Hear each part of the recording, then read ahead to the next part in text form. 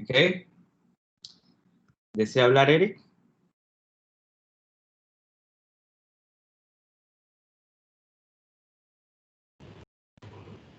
No, profe, se me quedó levantar la mano, lo siento. Bien, ok, perfecto. Ok, capítulo número 5, transmisión confiable de datos. Nosotros prácticamente ya hemos visto las tres capas inferiores, física, enlace y red. Es hora de empezar a ver transporte. En esta sesión vamos a ver funciones de la capa del transporte OSI, control de conversaciones, direccionamiento del puerto, segmentación y reensamblaje, lo que es el típico eslogan divide y vencerás, debido a que cuando uno viaja a cierto segmento o cierto dato en la red, uno tiene que lograr segmentarlo, ¿no? Protocolo TCP y comunicación con confiabilidad.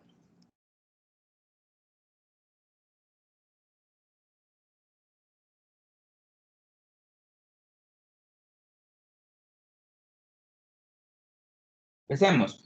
Funciones de la capa de transporte OSI. Dice, la red de datos e Internet brinda soporte a la red humana al proporcionar la comunicación continua y confiable entre las personas, tanto de manera local como en Internet. Perfecto. Dice, en un único dispositivo, las personas pueden utilizar varios servicios como correo electrónico, web, mensajería instantánea y distintas las aplicaciones que ustedes utilicen en sus aparatos. Las aplicaciones, dice, como clientes de correo electrónico, exploradores web y clientes de mensajería instantánea, permiten a la gente utilizar las computadoras y las redes para enviar mensajes e información dependiendo de la aplicación, ¿no?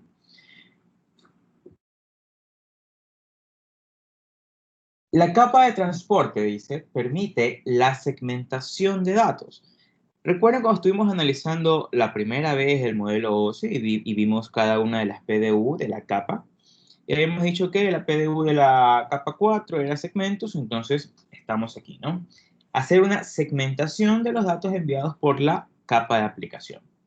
Y brinda el control necesario, dice, para reensamblar las partes dentro de los distintos strings de comunicación. Asimismo, recuerden, cuando nosotros estuvimos viendo esta parte de control de congestiones, se explicó que viajan ciertos segmentos a través de un canal de comunicación, pero no necesariamente llegan todos en el mismo orden. Debido a que un paquete puede tomar una vía totalmente distinta y como está segmentado un solo dato, viajan muchos segmentos a lo largo de toda la red por diferentes vías. Entonces, el receptor debería tener el mecanismo necesario para poder hacer ese reensamblaje en orden, de forma ordenada, ese paquete que desea enviárselo a la capa de aplicación en la parte del receptor. Las responsabilidades principales, dice, que debe cumplir la capa de transporte son: 1. Rastreo de comunicación individual entre aplicaciones en los hosts de origen y destino. ¿A qué voy con esto? Recuerden que ustedes en un equipo o un dispositivo no es que solamente trabajan con una sola aplicación, sino que tienen varias aplicaciones abiertas y de forma paralela trabajando simultáneamente. Cada una de ellas debería tratar de reconocer, utilizando algún mecanismo, que lo vamos a indicar, algún mecanismo para reconocer que el dato le pertenece a la aplicación. Ahí está la parte de rastreo. Segundo, segmentación de datos y manejo de cada parte. Tercero, reensamble de segmentos en strings de datos de aplicación. Y cuarto, identificación de diferentes aplicaciones. Todo esto dependiendo del mecanismo, como estaba diciendo, para poder reconocer a quién le pertenece cada uno de los datos que circulan en una red. ¿Qué es rastreo de conversaciones? Dice, cualquier host puede tener múltiples aplicaciones. Cualquier equipo de ustedes trabajan con múltiples aplicaciones que se comunican a través de una red. Cada una de estas aplicaciones se comunicará con una o más aplicaciones de host remotos, dependiendo hacia dónde ustedes están enviando el dato, apuntando al servidor o indistintamente cualquier servicio que ustedes tengan. Es responsabilidad, dice, de la capa de transporte mantener esos strings de comunicación múltiples entre estas aplicaciones. Es decir, yo puedo tener la parte de correo, puedo tener múltiples páginas web y cada una debería, la capa de transporte asegura que el string de comunicación no se va a cruzar. Segmentación, dice. Así como cada aplicación crea datos de string para enviarse a una aplicación remota, estos datos se pueden preparar para enviarse a través de los medios en partes manejables. Los protocolos de la capa de transporte describen los servicios que segmentan estos datos de la capa de aplicación. Esto incluye encapsulación, eso ya lo conocen, que es cómo es que van poco a poco encapsulando cada una de las tramas, desencapsulación necesaria en cada sección de datos. Cada sección de datos de aplicación requiere que se agreguen encabezados en la capa de transporte. ¿Para qué? Para indicar la comunicación a la cual está asociada. Poder tratar de reconocer si voy a trabajar con una comunicación confiable, con una comunicación no confiable. Y dependiendo de eso, poder tener una sesión o establecer sesiones que me permitan mandar un string de comunicación que no pueda ser ininterrumpido. Reensamble. En el host de recepción, cada sección de datos se puede direccionar a la aplicación adecuada. Además, dice, estas secciones o los segmentos de datos individuales también deben reconstruirse, por lo que ya se hizo en el emisor, se segmentó, para generar un string completo de datos y que les sea útil a la capa de aplicación. Los protocolos en la capa de transporte describen cómo se utiliza la información del encabezado de la capa para reensamblar las partes de los datos en strings antes de pasarlos a la parte de aplicación, a la capa de aplicación. Generalmente lo que se hace es que en la capa de transporte, en el momento que están encapsulando, agregando sus cabeceras, uno dice, voy a trabajar con el protocolo, los más comunes, protocolo TCP o UDP, y dependiendo de cada uno de ellos, yo puedo establecer ahí el mecanismo. Identificación de aplicaciones. Para pasar este índice de datos a las aplicaciones adecuadas, poder reconocer a quién le pertenece cada dato, la capa de transporte debe identificar la aplicación. Meta, dice, es justamente la aplicación a la cual tiene que enviar el dato o reconocer a quién le pertenece ese dato. Para lograr esto, dice, la capa de transporte asigna un identificador a la aplicación. El identificador no es más que el puerto en el cual yo me estoy comunicando. Así de sencillo. Los protocolos TCP/IP, dice, denominan a este identificador número de puerto. A todos los procesos de software que requieren acceder a la red se le asigna un número de puerto exclusivo a ese host. Quiere decir, si ustedes están con una aplicación web, la aplicación web o la dirección va a salir por un puerto específico para tener esa comunicación. Si estoy trabajando en la parte de correo, voy a usar un puerto específico para la comunicación. Si estoy trabajando, por ejemplo, con un WhatsApp, un IMC, un IMC, coger también mismo va a trabajar por un puerto en específico que me envíe la comunicación. Eso es indistinto. Lo importante aquí es que dependiendo de la aplicación, voy a necesitar un puerto que me permita a mí poder identificar la comunicación entre un emisor y receptor.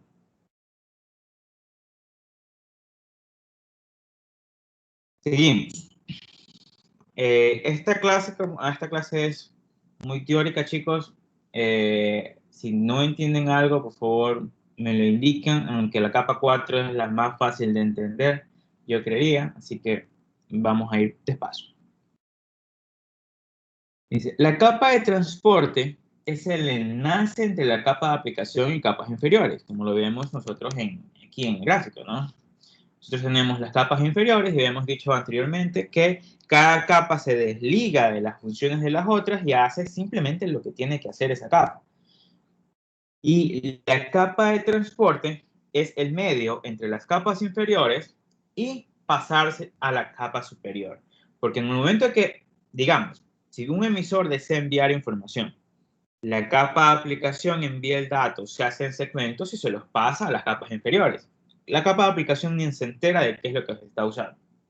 Por consiguiente, va ahora, llega un dato, viene a la capa de aplicación, lo reordena, lo reensambla y se lo envía nuevamente a la capa de aplicación.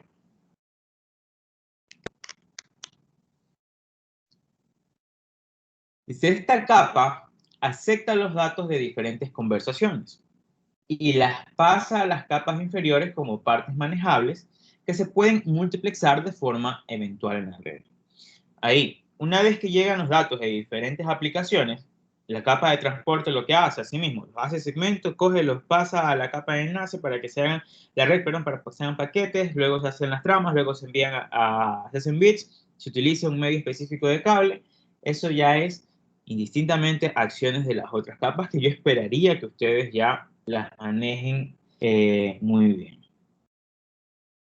Aplicaciones dicen no necesitan saber los detalles operativos de la red en uso. Las aplicaciones generan datos que se envían desde una aplicación a otra sin tener en cuenta el tipo de host destino, tipo de medio sobre los datos por el cual los datos deben viajar, el paso tomado por los datos, la congestión en un enlace o el tamaño de la red, ¿verdad? La aplicación lo que hace es simplemente eso.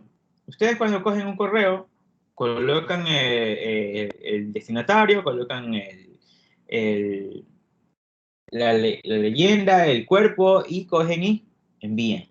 Ustedes, indistintamente de lo que esté haciendo por detrás de la aplicación, solo cogen y envían un dato.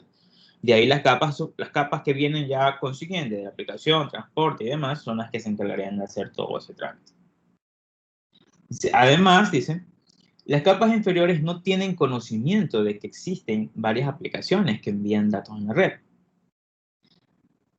A una capa de red de enlace no le interesa de qué aplicación está viniendo el dato. Lo único que él dice, si es red, tengo un paquete que tengo que ser enviado a una dirección origen, que viene de una dirección origen y tiene que ser enviado a una dirección destino. Si estoy analizando la capa de enlace dice, ok, yo tengo una trama, que la trama lo que tengo que hacer es pasarlo por un medio, ver qué tipo de encapsulación debe ir para que pase de un punto a otro. Si llega a la parte de la física va a tener que hacer convertir a binario, identificar el medio y hacer la transmisión y todo el reconocimiento de si es que no hay algún problema en esos bits, ¿no? No le interesa que qué dato viene, simplemente ellos reconocen es un paquete, es una trama, es un bit y se envía y listo. Su responsabilidad es entregar los datos al dispositivo adecuado. La capa de transporte clasifica entonces estas piezas antes de enviarlas a la aplicación adecuada. Ok, aquí viene el punto. Si la capa de red lo que hace es crear un paquete para que lo envíe a la red, la capa 4, antes de enviarlo o pasárselo a la capa de red, en el momento en que crea los segmentos, debería tener ahí el mecanismo de identificación de cómo es que va a ordenar el receptor esos segmentos.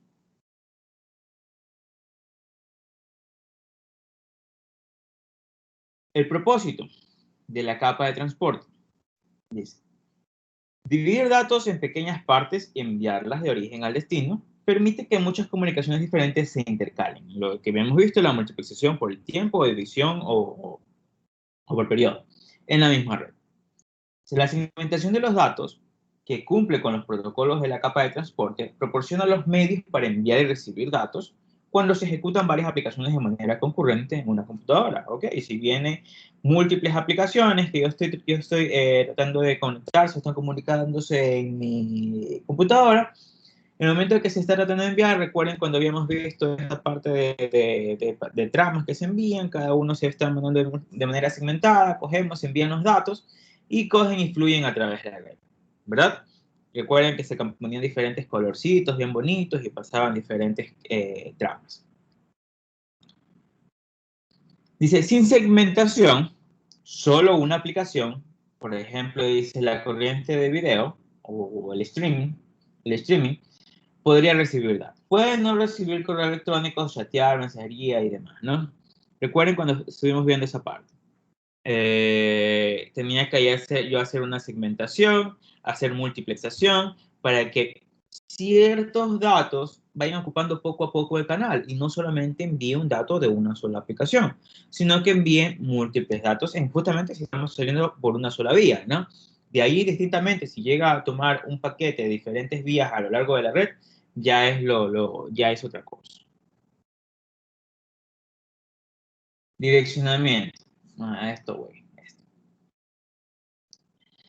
En la capa de transporte, dice, cada conjunto de piezas particular que fluye entre la aplicación de origen y la de destino se conoce como una pequeña conversación.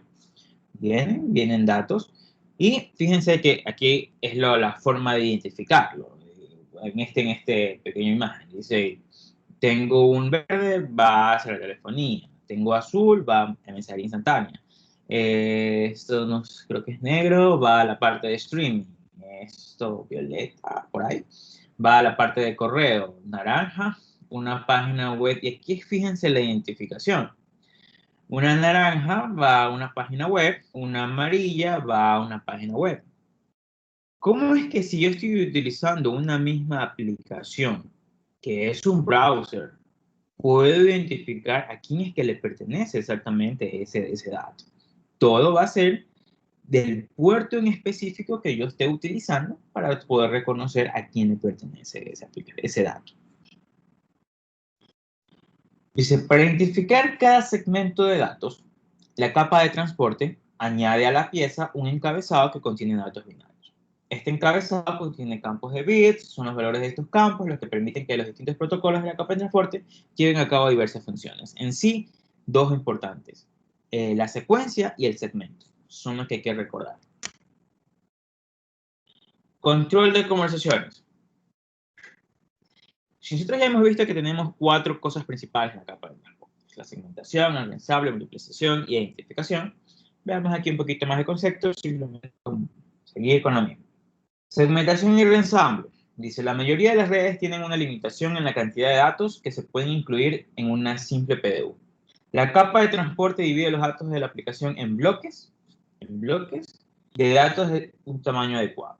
En el destino, la capa de transporte reensambla los datos antes de enviarlos a la aplicación o servicio de destino. Que esperaría yo que esa parte del mecanismo de cómo es que se envía y cómo se reensambla esté totalmente aprendido. Multiplicación.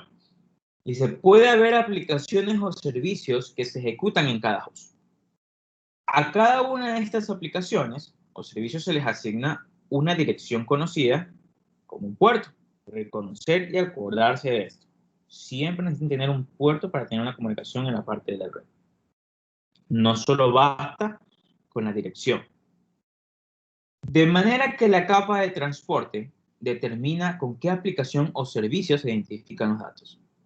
Dice, además de utilizar la información contenida en los encabezados para las funciones básicas de segmentación y reensamble, la capa de transporte proporciona conversación orientada a la conexión. Este es el protocolo TCP. Entrega confiable, lo mismo, TCP. Reconstrucción de datos ordenados. En el momento que estoy trabajando en el reensamble, poder conocer mediante el número de secuencia, poder saber cómo va ordenado el dato. Control de flujo. Generalmente trabajamos mucho con los mecanismos de control de medio, también, que era el CSMA-CD y el CSMA-CA. Establecimiento de una sesión. Y aquí, por favor, atención. La capa de transporte, dice, puede brindar esta orientación a la conexión, orientada a la conexión confiable, creando una sesión entre las aplicaciones. Estas sesiones solamente se hacen a nivel de un protocolo confiable, protocolo TCP. Dice, estas conexiones preparan las aplicaciones para que se comuniquen entre sí antes de que se comuniquen, antes de que se transmitan los datos. ¿Qué quiere decir? Que antes de enviar un dato, se crea una sesión que se entiende desde el emisor y el receptor para que digan y hablen un lenguaje. ¿Sabes qué? Te voy a enviar un dato. El servidor va y dice, o el receptor, ok, estoy escuchando, envíame el dato.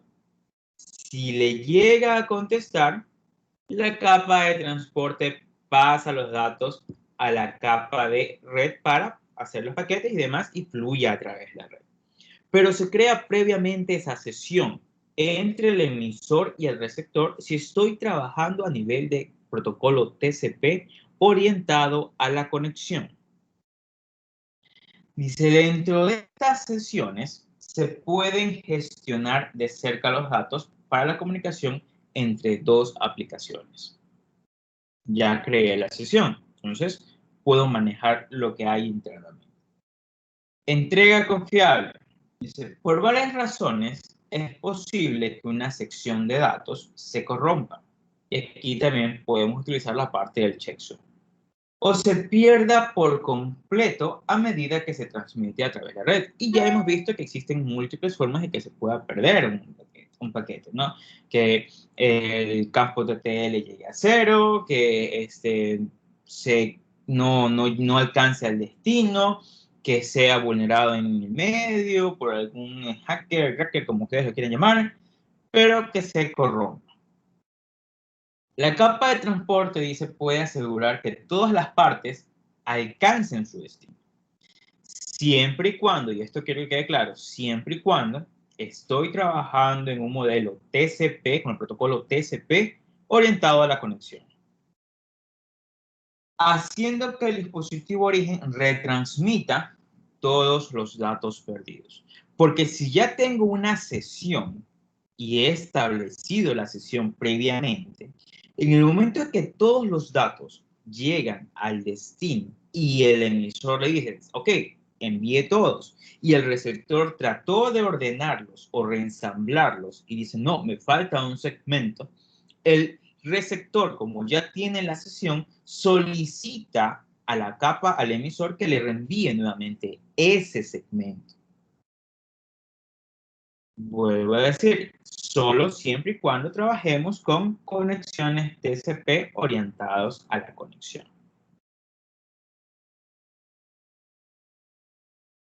Entrega en el mismo orden. Los datos pueden llegar en el orden equivocado y eso hace que el camino se tome a lo largo de toda la red, porque recuerden que no es que un mismo dato o múltiples segmentos de un dato va a estar en una misma relación, en un mismo salto en la red, porque si ese salto está congestionado por otras aplicaciones, se tiene que el router decidir cómo llevar ese dato hacia el destino y pasarlo a una vía alterna. Es lo que se hace, ¿no? Entonces no se puede asegurar que van a llegar todos los segmentos de ese dato en el mismo orden. Dice, al mirar y secuenciar los segmentos, es decir, aquí viene lo que les estaba indicando. La capa de transporte utiliza cosas esenciales. Número de secuencia, que es el que utilizamos ahí para poder identificar el orden de esos segmentos. La capa de transporte puede asegurar que los mismos se reensamblen en el orden adecuado. Control de flujo. Los hosts de la red cuentan con recursos limitados, como memoria o ancho de banda, dependiendo de, no sé, recuerden ustedes que todo el ancho de banda va a depender de qué cable estén utilizando, cuánta memoria tiene su dispositivo, muchas cuestiones.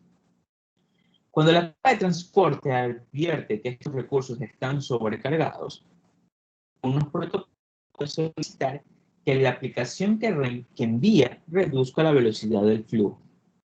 El flujo puede evitar la pérdida de segmentos en la red y evitar la necesidad de retransmisión. Eso también hace la capa de transporte. Es decir, cuando se tenga una sesión establecida, es decir, manejando el protocolo TCP.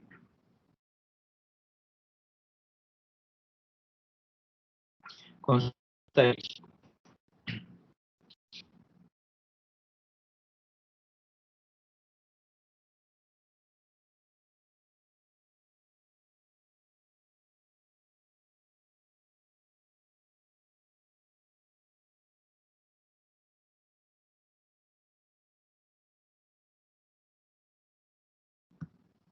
No.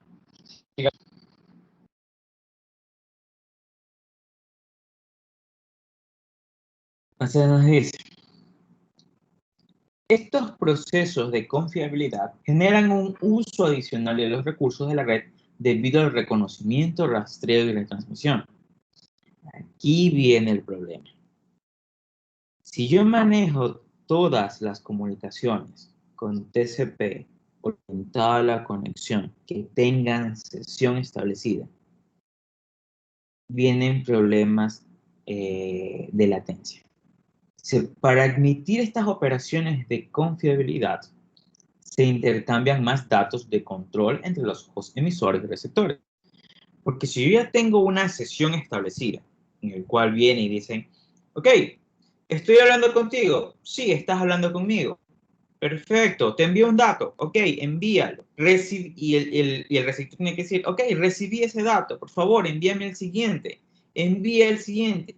Y hay mucho flujo de comunicación que simplemente es para poder reconocer que ha llegado un dato o saber que están activos el emisor y el receptor. Eso es dato que prácticamente no le interesa a la aplicación y que provocan en la red que exista un bajo rendimiento porque hay comunicación que no es primordial. Hay aumento de latencia, puede haber algo de jitter también que exista, que permita que tenga un problema ese canal de comunicación.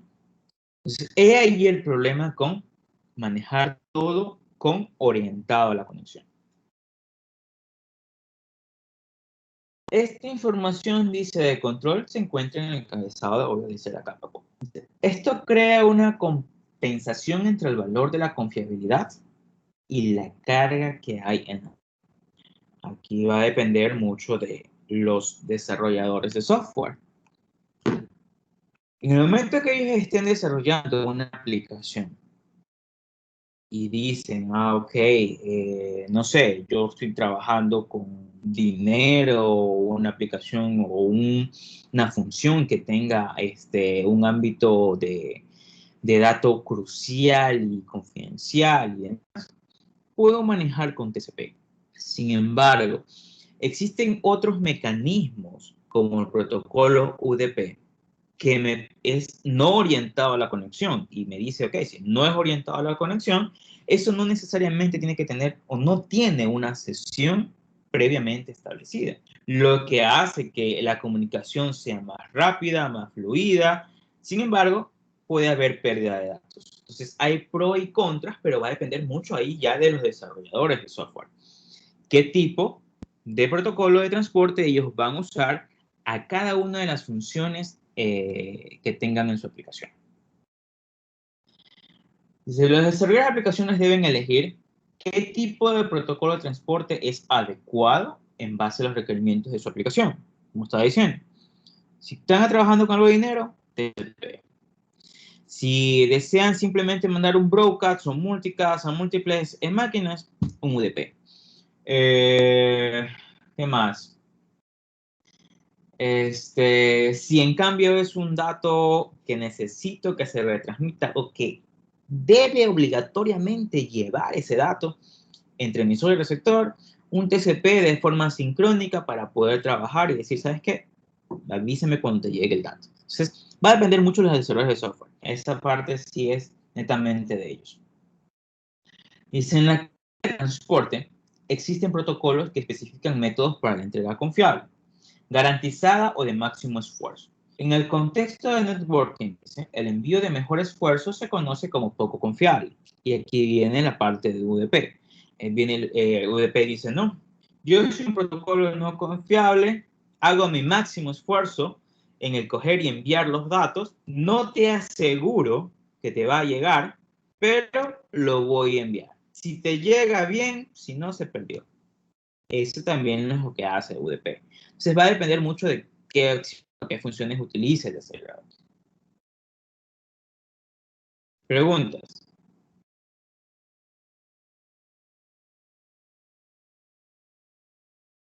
Vamos, chicos.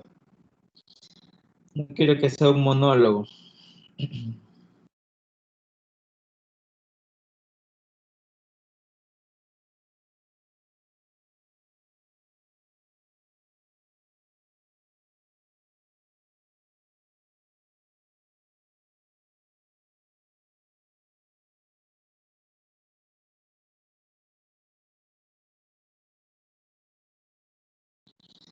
Ok, sigamos entonces.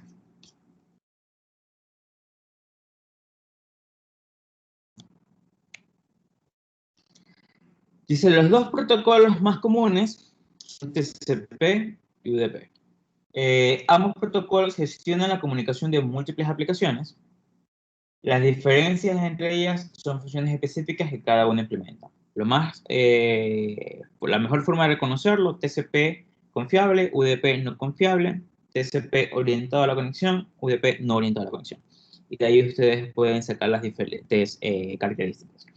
Por ejemplo, UDP, rápido, menor carga, no requiere acuses de recibo. ¿A qué van con la parte de los acuses de recibo?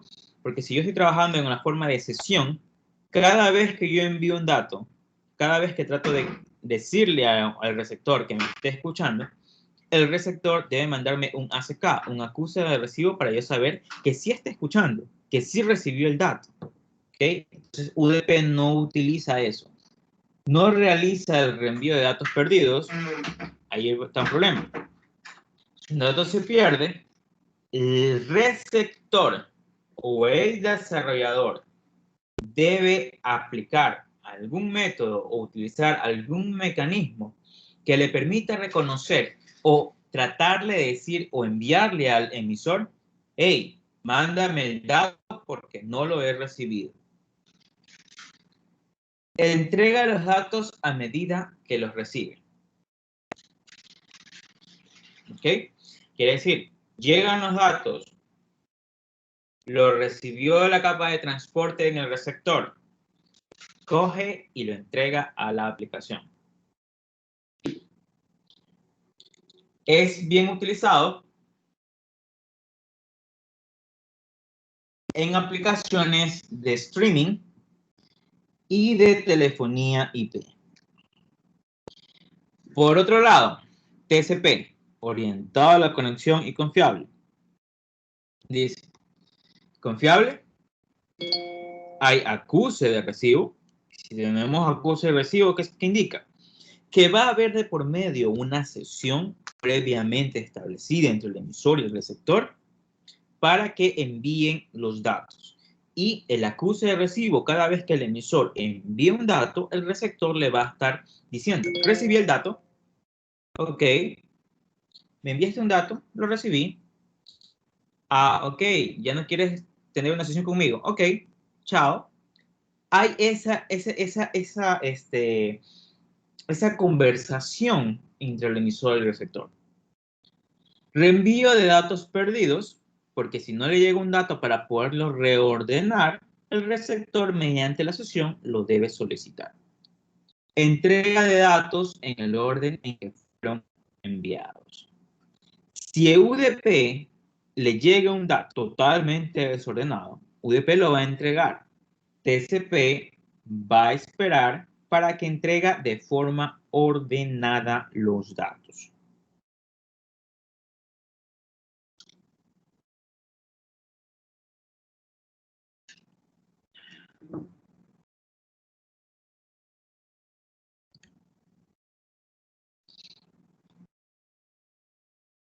Entonces vemos. Los dos protocolos más comunes de la capa de transporte del conjunto de protocolos TCP/IP son el protocolo de control de transmisión TCP y el protocolo de datagramas de usuario, UDP. Ambos protocolos gestionan la comunicación de múltiples aplicaciones. Las diferencias entre ellos son las funciones específicas que cada uno implementa, lo que estaba diciendo. UDP. UDP es un protocolo simple, sin conexión, está en el estándar RFC 768, cuenta con la ventaja de proveer la entrega de datos sin utilizar muchos recursos. Las porciones de comunicación en UDP se llaman datagramas, ya no segmentos como lo hacemos con TCP, sino datagramas. Este protocolo de la capa de transporte envía estos datagramas como mejor intento, el máximo esfuerzo que él hace. Las aplicaciones que utilizan UDP incluyen el DNS, el sistema de nombres de dominio. DNS trabaja con UDP y TCP, trabaja con ambos. Streaming de vídeo y voz sobre IP. Como ven, se usa UDP a pesar de esas limitaciones. ¿Por qué? Porque en vez de basarnos en confiabilidad, me baso en la carga que voy a tener en la red. TCP. TCP, protocolo orientado a la conexión en el estándar 793. El TCP dice utiliza recursos adicionales para ganar funciones. Las funciones adicionales específicas por TCP están en el mismo orden de entrega, son de entrega confiable y control de flujo. Cada segmento de TCP posee 20 bytes de carga en el encabezado que encapsulan los datos de capa de aplicación.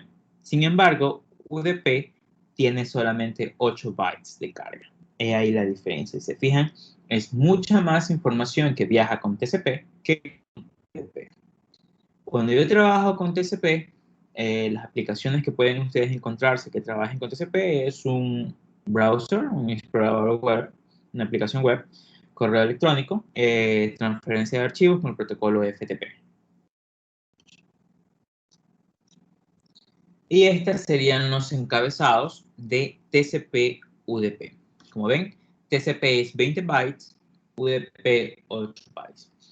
Y en el momento que llegan los segmentos, para poder, hace los segmentos, perdón, lo que va a hacer la capa de transporte es agregar un puerto de origen, agregar un puerto de destino. Lo mismo en UDP y TCP. Porque con el puerto origen y puerto destino es que la aplicación identifica a quién le pertenece el dato y el destino a quién le voy a enviar el dato. ¿Ok? Si la dirección IP, dirección origen y destino me identificaba el host, el equipo, el puerto me va a identificar la aplicación que esté usando en el equipo. Por eso es necesario contar con el puerto origen, puerto destino. Hay checksum en ambos, longitud. Sin embargo, si ustedes se fijan, la diferencia entre TCP y UDP radica en estos dos. Número de secuencia para identificar el orden de mis segmentos y número de acuse de recibo para identificar el ACK que me envía el receptor para tener esa identificación de qué mensaje fue el que recibió previamente. Consultas hasta ahí. Si no, nos tomamos unos 5 minutos y seguimos.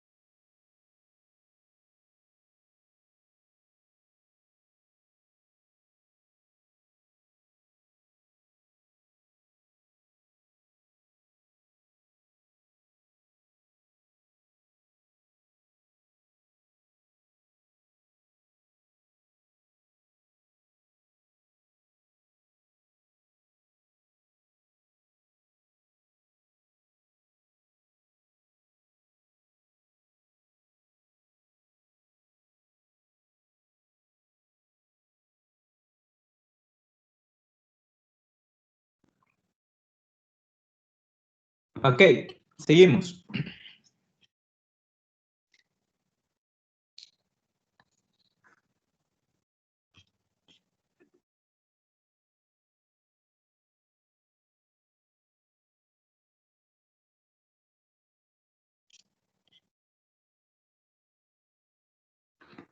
Direccionamiento de puerto.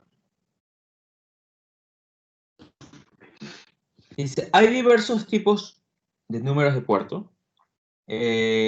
Puertos bien conocidos, que son los que yo esperaría que ustedes al menos recuerden a lo largo de toda su carrera. No todos los que están ahí, pues generalmente los puertos bien conocidos van del 0 al 1023. Estos números se reservan para servicios y aplicaciones. Por lo general se utilizan para aplicaciones, por ejemplo, HTTP con la parte web, con el protocolo 80.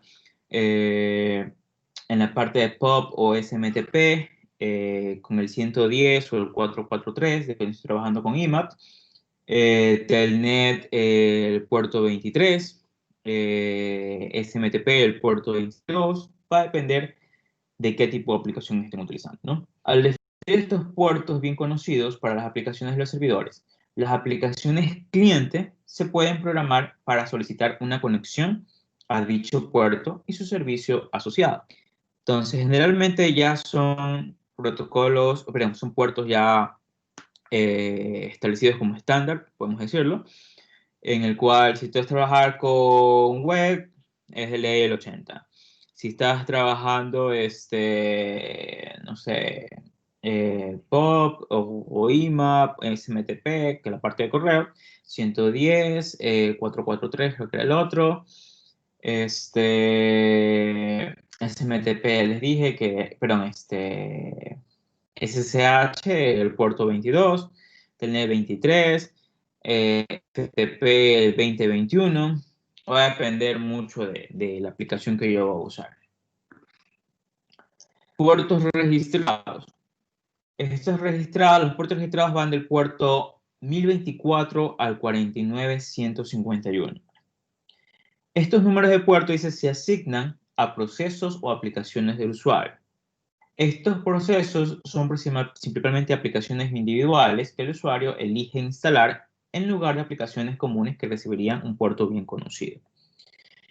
No sé si ustedes han usado, no sé, una aplicación y han logrado ver el puerto. Generalmente si no es una aplicación conocida, les asignan entre ese rango. Sí, generalmente el que se usa más son los 10.000, se usan más. Cuando no se utiliza para un recurso del servidor, estos puertos se pueden utilizar también seleccionados de forma dinámica por un cliente como su puerto de origen. Aquellos que han trabajado ya con servidores web o servicios web, creando ya una página web en alguna otra materia, ustedes han tenido que instalar un Tomcat, un Apache, un servidor web, y generalmente si van a hacer pruebas, ustedes colocan el puerto 8080, 8081, y tienen ahí ya ustedes una misma asignación de puerto registrado para esa aplicación. Adelante, Eric. Profe, solamente una pregunta. O sea, los puertos se asignan a las aplicaciones que utilicen servicios de Internet o también a aplicaciones de escritorio que no tengan conexión a Internet. Servicios de red. Ah, Cualquier servicio de red que usted tenga va a tener un puerto asociado para comunicación. Servicio de red. Porque puede haber una aplicación de escritorio que trabaje en una intranet, como por ejemplo, un servidor, uno de chat. Debe haber un puerto asociado para comunicación. Y lo mismo, si usted está trabajando, no sé, quiere hacer una aplicación, qué sé yo, a ver, aquellos que están, no sé, hayan visto alguna materia de Internet de las Cosas, o IoT, IoE, o algo relacionado a sensores, o algo relacionado a, ¿qué puede ser? Algo más, este, a uno de mensajería interna. No sé muy bien, a ver, ¿cómo podemos decir algo para más de la computación? Estoy hablando más de cosas de telemática.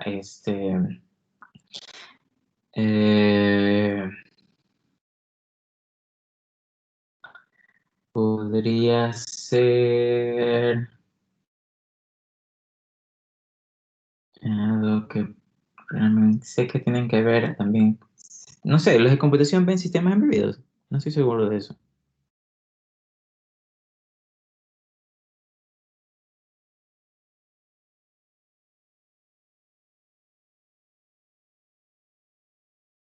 Bueno, parece que no saben la malla. Pero bueno, si hacen cualquier aplicación de comunicación que necesiten enviar un dato, se debe asociar un puerto, porque es la forma de tratar de reconocer a quién le pertenece ese dato. Si están ustedes programando una aplicación, si están trabajando con sensores, si están trabajando con dispositivos de IoT que necesitan enviar un dato a través de una red, se necesita obligatoriamente un puerto. No basta solamente con la dirección IP origen, dirección IP destino. Debe haber un puerto asociado que va a estar escuchando esa comunicación o que va a recetar esa comunicación no sé, del dispositivo o de la aplicación que ustedes tengan. ¿Ok? Gracias, profe. Ok. Puertos dinámicos o privados. Estos van desde el 49.152 al 65.535.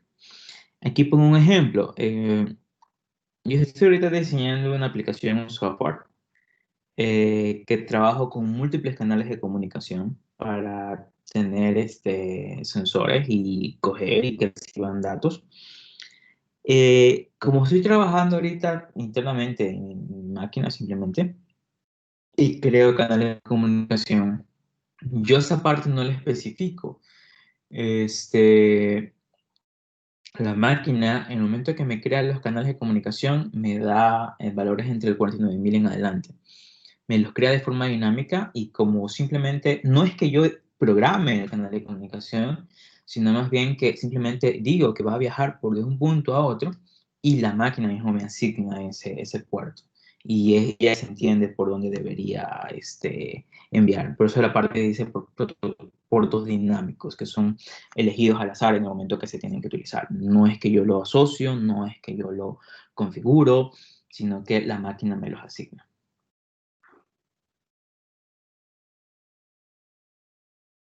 Uso de TCP y UDPs. Algunas aplicaciones pueden utilizar ambos.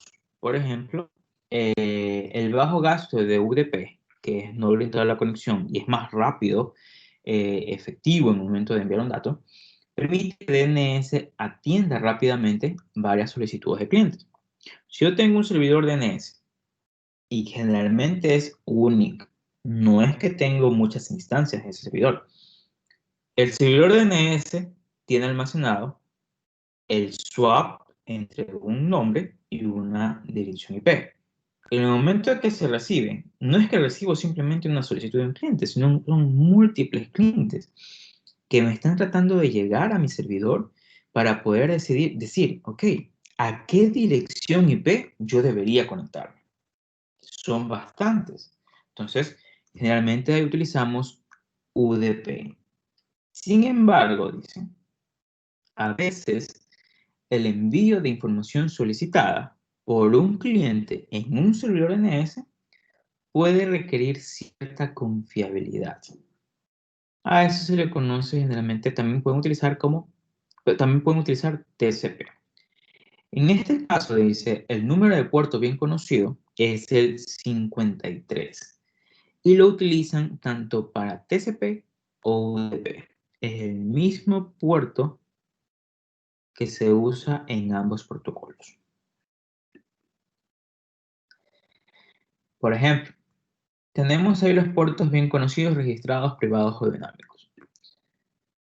En puertos bien conocidos, ustedes van a poder tener el 21 FTP, también pueden utilizar el 20 en FTP, el 23 para hacer sesiones de Telnet, el 25 SMTP para correos, el 80 para páginas web o protocolo de hipertexto, HTTP, El 110 para POP3, este es un protocolo de correo electrónico.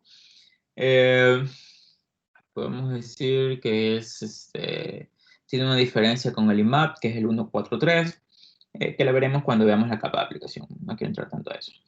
194, IRC, o el 443, que es el protocolo de hipertexto seguro, que ustedes deben ver en las páginas, el HTTPS.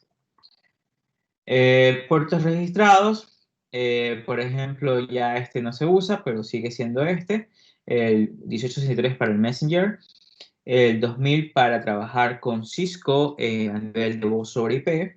Y bueno, tenemos los otros puertos alternativos, podemos decirlo, ¿no? Porque yo tengo, por ejemplo, si yo estoy trabajando como desarrollador y necesito hacer las pruebas en un servidor local antes de pasarlo a producción, yo trabajo con el puerto 8080 o 8081 en mi servidor web, y cuando ya pasa a producción se cambia el puerto a un puerto conocido, el 80 o el 443, dependiendo si es seguro o no.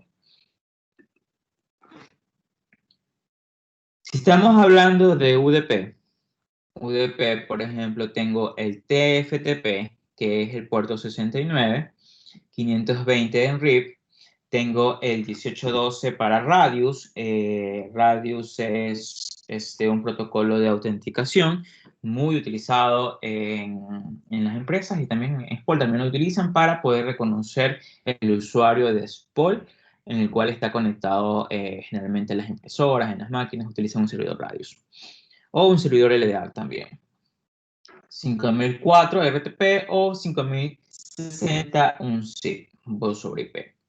Y puertos TCP y UDP que trabajan con los dos protocolos, tenemos el 53, el DNS, 151 SNMP, 531 mensajería instantánea, AOL-IRC, tenemos WAP, el 2948 o 1433 para trabajar con la base de datos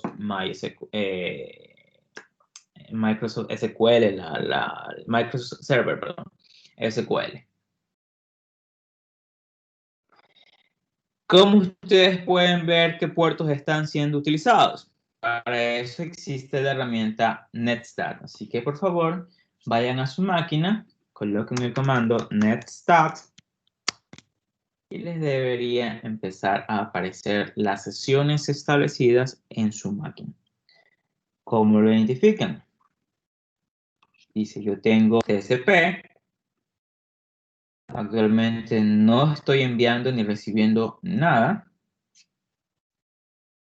La dirección local, que es mi dirección, la 192.168.105, se le ha asignado un puerto, fíjense, se le ha asignado un puerto dinámico a esa conexión, y para que salga hacia el exterior, tengo una dirección IP externa que trabaja con el puerto HTTPS, es decir, el puerto 443. Tengo estas otras sesiones, asimismo, y se identifican, fíjense, yo tengo mi dirección IP origen, pero ¿cómo es que saben a quién le corresponde cada uno de los datos? Todo a través del puerto que se le asigna de forma dinámica a esa sesión. ¿Ok? Fíjense, es exactamente lo mismo, fíjense. 40, 97, 170, 162 es el exterior. Trabajo en el puerto HTTPS 443. Mi misma dirección origen, sin embargo, la entrega va a ser hacia un puerto totalmente distinto. Y reconozco ahí que le pertenecen a esa aplicación. Y obvio, estoy trabajando con TCP, quiere decir que hay una sesión establecida. Por ejemplo, acá tengo otro. Adelante, Wesley. Profe, su número de IP se repite varias veces. ¿Eso quiere decir que es el localhost? ¿Cómo se repite? No entiendo esa parte. O sea, este es mi PEP. Esta es de la dirección origen. Debe ser exactamente la misma en todo, porque soy yo el que está haciendo el requerimiento. Claro, o sea, esa vendría a ser la localhost, ¿no? Sí, el host, el equipo, ajá, el emisor. Ajá. Acá tengo otra, por ejemplo.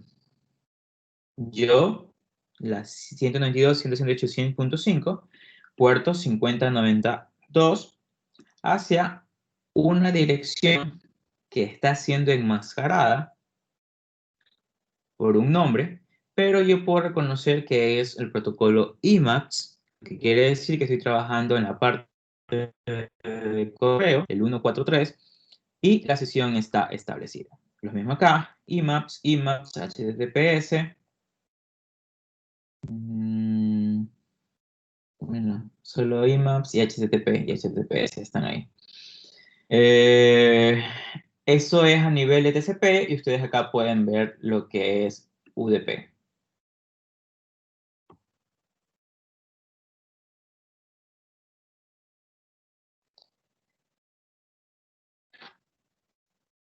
Ok, prueben por favor, vean ustedes cuáles sesiones son las que están establecidas. Yo ahorita solamente tengo, asumo que es la parte de correo, las aplicaciones web que tengo, IMAPS, toda la parte configurada en mi servidor, en mi aplicación de correos, que está totalmente sincronizada.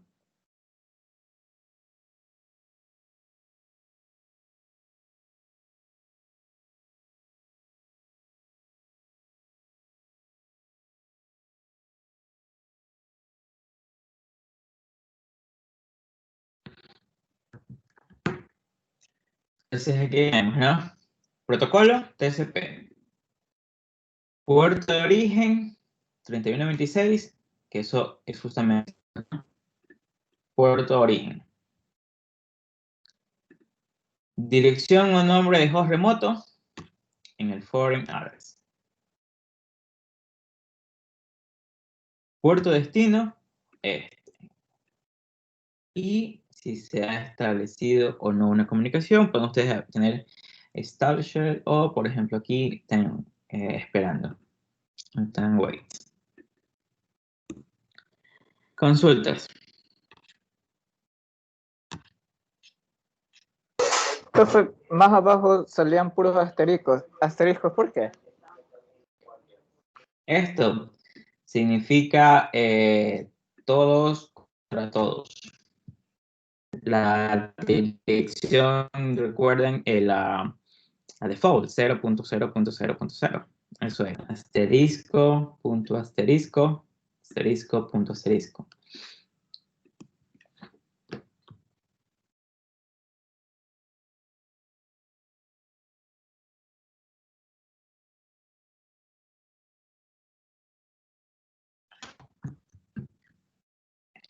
Seguimos. Segmentación y reensamble. Divide y vencerás. Ya yo esperaría que hasta este punto ya ustedes al menos se entiende claro de lo que vamos a hablar.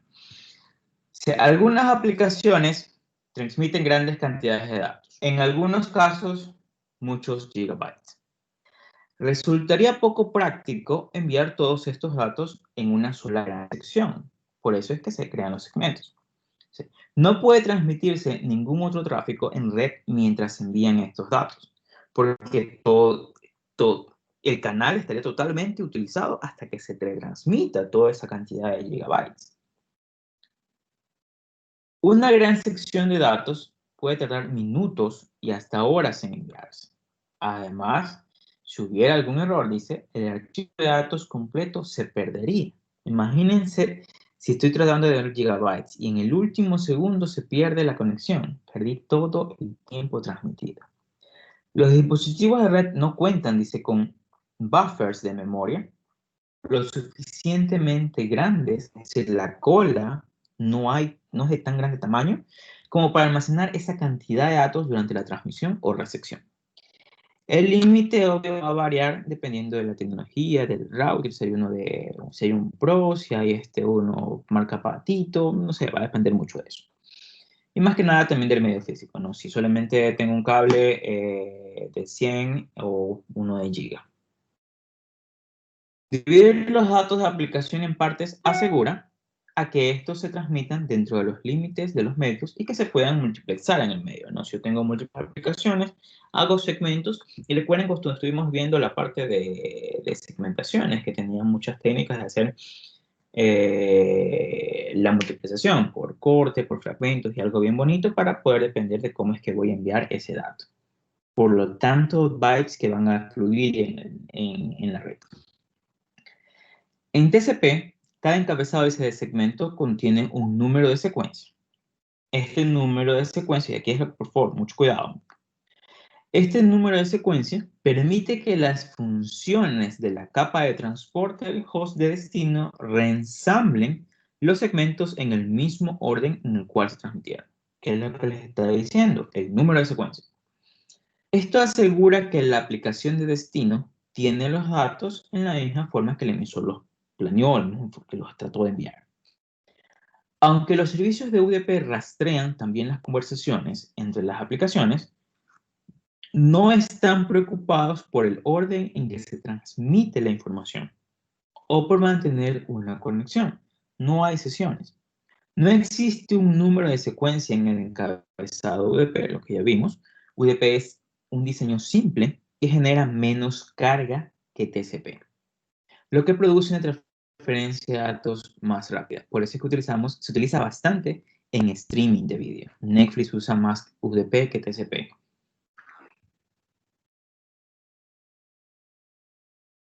La información puede llegar en un orden distinto al que fue transmitida, ya que los paquetes pueden tomar diversas rutas a través de la red. Una aplicación que utiliza ODP debe tolerar el hecho de que los datos no lleguen en el orden en que se enviaron. Y eso va a depender mucho del desarrollador, que él debe encargarse de crear el mecanismo para que los datos puedan ser recibidos correctamente en la aplicación.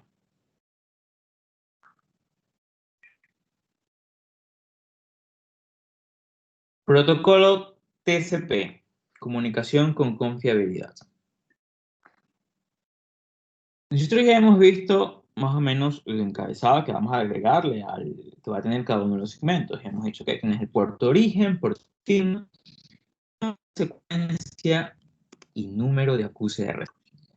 La diferencia de ese clave entre TCP y UDP es la confiabilidad.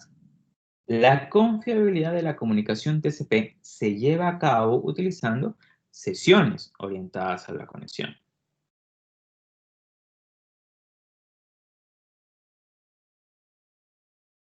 Antes de que un host que utiliza TCP envíe datos a otro host, la capa de transporte inicia un proceso para crear una conexión con el destino. Y es lo que les estaba diciendo, se crea la sesión. Esta conexión permite el rastreo de una sesión o string de comunicaciones entre hosts. Viene ese rastreo, el emisor envió un dato, el receptor debe contestar que recibió. El emisor trata de enviarle, no sé, un mensaje hello o decirle chao, que ya quiero terminar la sesión contigo. El receptor está obligado a enviar acuses de recibo. Esa carga o sobrecarga que se crea en la red es lo que genera la parte de confiabilidad, pero estamos saturando nuestros canales, ¿no? A través de esa conexión, esa comunicación. Por ejemplo, dice, tengo un cliente 1, cliente 2.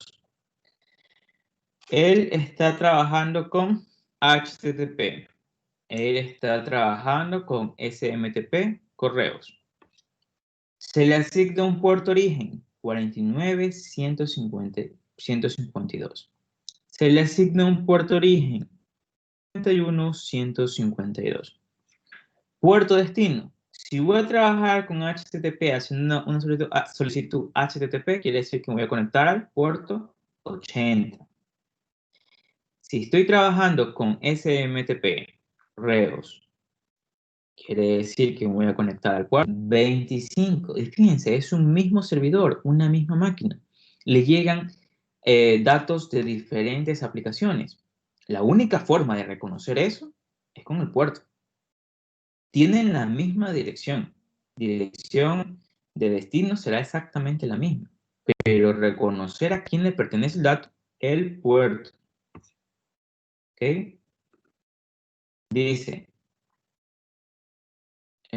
bueno, se utilizan los números de puertos conocidos como puertos de destinos, el 80 y el 25. Se utiliza el número de puertos aleatorios en la máquina de origen, porque generalmente se coge un puerto al azar en el momento que se establece una conexión o se está tratando de hacer una conexión, una comunicación mediante datos, se genera un puerto aleatorio en el origen. Una vez que se cierra la aplicación, se cerró, ese puerto se libera. Por eso es que son puertos generalmente aleatorios los que se generan en la parte de la computadora, el computador emisor. Entonces viene y dice, la respuesta del servidor al cliente TCP utiliza el puerto origen del paquete de solicitud como el puerto de destino. Respuesta de este servidor ahora. Si ya recibió de solicitudes de un cliente con HTTP y un cliente con SMTP, el servidor ahora debe contestarles. ¿Cómo es que contesta? Ok. Respuesta de HTTP, porque la solicitud fue a HTTP. La respuesta es, en cambio, ¿quién está enviando ahora ese dato? El servidor en el puerto 80. ¿Hacia dónde? Hacia el destino 49.15.2 del cliente 1. Cliente 2, que se conectó, hizo una solicitud SMTP. El servidor le contesta, respuesta SMTP, desde el puerto origen 25, porque estoy haciendo una respuesta SMTP. ¿Hacia dónde? Hacia el cliente 2 que está esperando ese dato por el puerto 51.152. ¿Ok? Y así es que se comunican prácticamente el emisor y el receptor en un canal de comunicaciones, en una red de datos, en una red. Prácticamente ustedes ya ven, necesitamos para una comunicación, entonces, puerto, dirección, y que cada uno de los protocolos que se ejecuten en cada capa hagan su función. Esa es la forma en que manejamos todas las redes de datos. ¿Ok?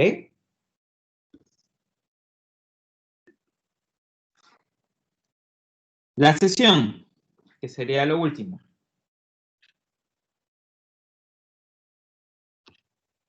¿Hasta ahí alguna pregunta? Yo creería que ya con esto ya ustedes son expertos en redes.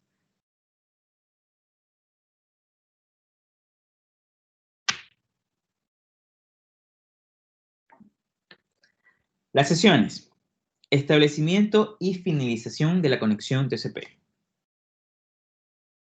En las conexiones TCP, que claro que estoy trabajando orientado a la conexión, estoy trayendo sesiones, el host que sirve como cliente inicia la sesión para el servidor, porque él es el que está haciendo el requerimiento. Entonces, para entender cómo funciona el enlace de 3 vías que se utilizan en el proceso de conexión de TCP, es importante observar diversos valores que los dos hosts intercambian. Los 3 pasos de establecimiento de la conexión TCP son, ¿qué quiere decir? Hay un proceso de 3 vías, se envían 3 mensajes para establecer una sesión, una comunicación en TCP. 1. El cliente de origen envía un segmento que contiene un valor de secuencia inicial, el cual sirve como solicitud para que el servidor o el receptor comience una sesión de comunicación. ¿Ok? El cliente A envió un número de secuencia inicial para sincronización al receptor. Tenemos la primera vía. 2. El servidor responde con un segmento que contiene un valor de reconocimiento igual al valor de secuencia recibido más 1. Ah, ¿qué es eso? El servidor recibe esta secuencia 100. El receptor o el servidor debe responderle un ACK con una secuencia recibida de 100, aquí 100, más 1, para que el emisor entienda que se recibió el segmento previo. El valor es 1 mayor que el número de secuencia porque el ACK es siempre el próximo byte u octeto. Por eso es 100, 101. Pero obvio le tiene que enviar con otro número de secuencia. No debe ser exactamente el mismo. Le envía ahora esto.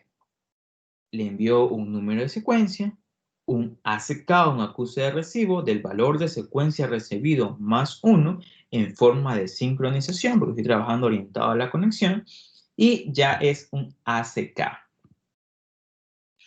Perfecto. Y la tercera vía. El cliente que inicia la conexión responde con un valor de reconocimiento igual al valor de secuencia que recibió más 1. Esto completa el proceso de establecimiento de conexión. Si se envió, en cambio, dicen, una secuencia 300 con un ACK 101 para que el emisor entienda que se recibió el primer segmento, él recibe secuencia 300. ¿Cómo debería ahora responderle el cliente A al servidor B? Que sí, ok, está bien, establecimos la sesión.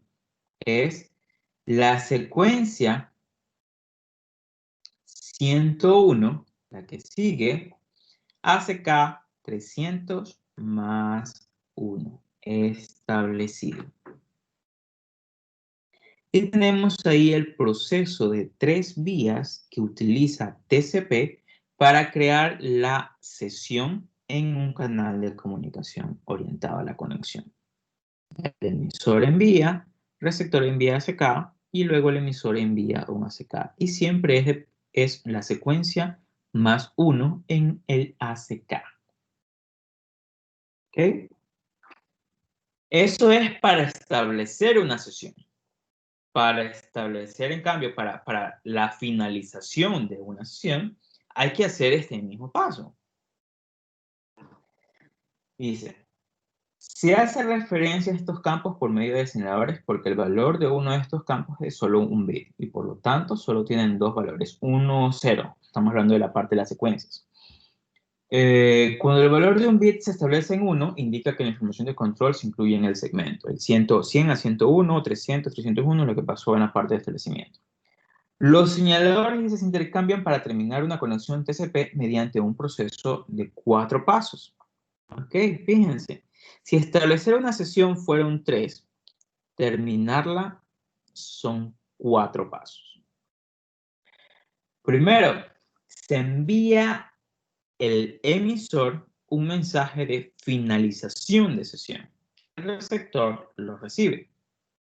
Luego, el receptor tiene que enviar un ACK de que recibió la recepción de terminada sesión. Y se cumple exactamente lo mismo, chicos. Esta parte envía una secuencia y se envía a un ACK más 1. Eso es lo mismo acá. Envió un ACK de recepción de solicitar que se terminó la sesión. El receptor envía, porque no necesita absolutamente que el emisor le envíe otra cosa, sino que dice, ok, yo te envío un ACK, un acuse de recibo de que estás queriendo terminar conmigo la sesión. Pero también te envío entonces ahora un mensaje de finalización de sesión, porque ya no tienes que enviarme absolutamente nada más. Una vez que envió la finalización, ahí sí, viene el emisor y dice, ok, enviar ACK de que recibiste mi recepción y que he recibido la recepción del acuse de recibo de terminación, adiós. La sesión se ha terminado. Entonces, resumiendo, para establecer una sesión es una secuencia de 3 vías en donde la secuencia recibida se envía como ACK más 1 Y lo mismo sucede en la parte de finalización. Sin embargo, yo en la parte de finalización de una sesión tengo 4 vías y se cumple exactamente lo mismo. El número de secuencias se envía como ACK más 1. Ese proceso, no estoy seguro. Por favor, alguien que me responda. ¿Esta semana tiene laboratorio? Estoy perdido en el laboratorio. No, no tenemos. No. No hay. Sería la próxima. Pero la próxima ya es la última, ¿verdad? Supongo. La verdad es que no nos han dicho nada. ¿Cuántas prácticas llevan? Perdón.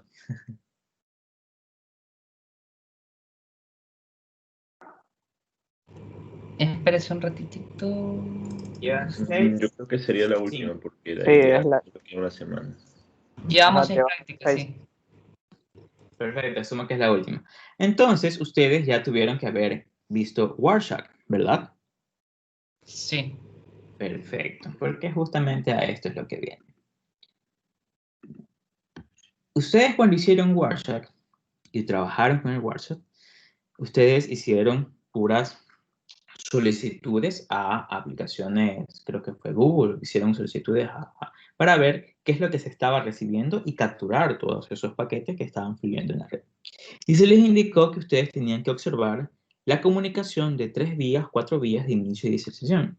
Entonces, ahí ustedes podían observar esto.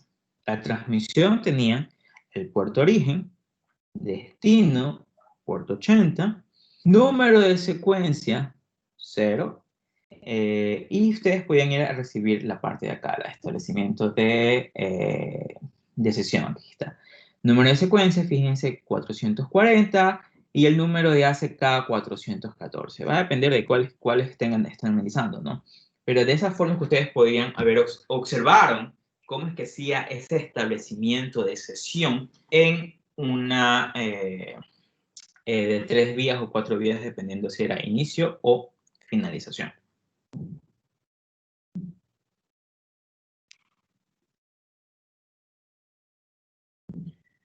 Consultas.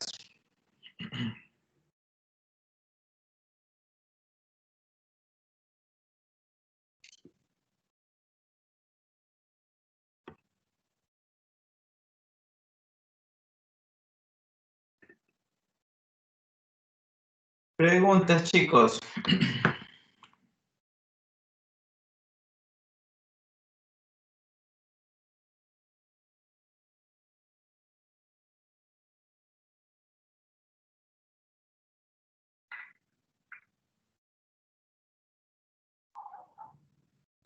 Entonces, los últimos 10 minutos, preguntas del proyecto. Está cerca, ya la fecha y ya hay jurado.